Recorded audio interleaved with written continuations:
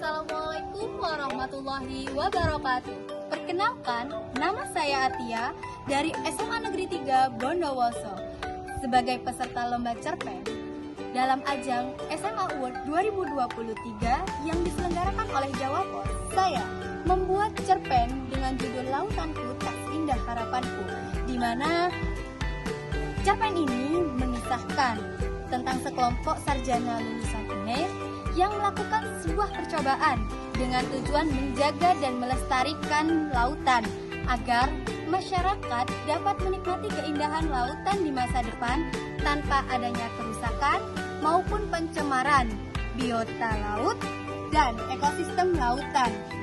Penasaran dengan kisah ini?